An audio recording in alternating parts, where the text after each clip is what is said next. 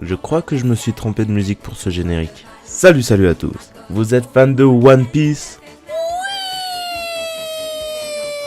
Vous êtes fan de Dragon Ball?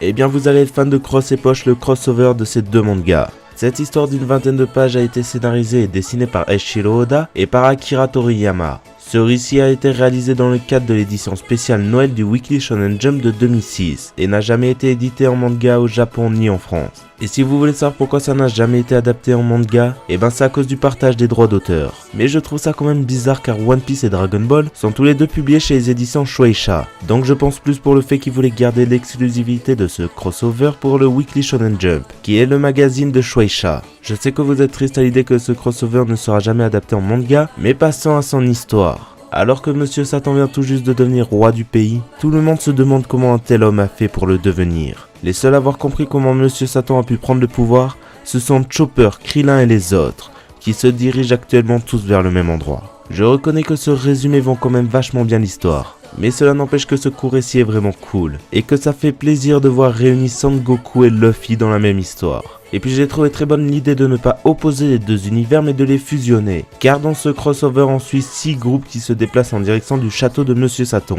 Et pour vous présenter les personnages importants qui apparaissent dans cette histoire, je vais vous présenter ces différents groupes. Le premier est composé donc de Krillin et de Chopper. Un autre est composé de Nami et de Bulma. Le troisième spécial pervers est composé de Kame Sennin et de Sanji. Le quatrième est composé de Robin, de Trunks, d'Usopp et de Vegeta. Le cinquième est plutôt étrange car il est composé de Zoro et de Piccolo. Et pour finir, nous avons droit au fameux duo composé de Sangoku et de Luffy. Et si je peux chipoter, j'aurais plutôt inversé Trunks et Piccolo, car un duo Zoro-Trunks ça doit vraiment être pas mal en combat d'épée.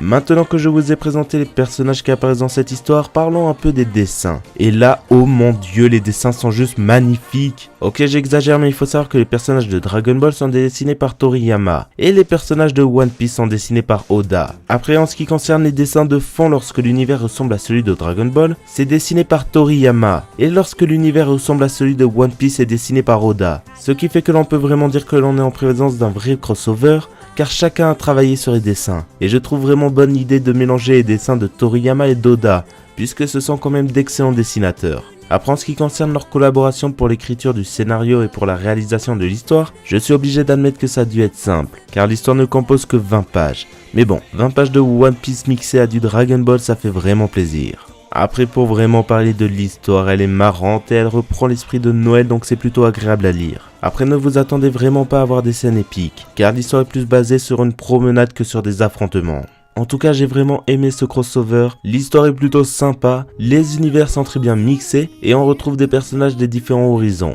Et étant fan de One Piece, je suis obligé d'être vraiment content pour Oda, qui a pu travailler avec Toriyama, car je considère que One Piece est le digne successeur de Dragon Ball. Et en plus je trouve que ce crossover prouve qu'il n'y a pas une rivalité entre One Piece et Dragon Ball, ni entre Toriyama et Oda.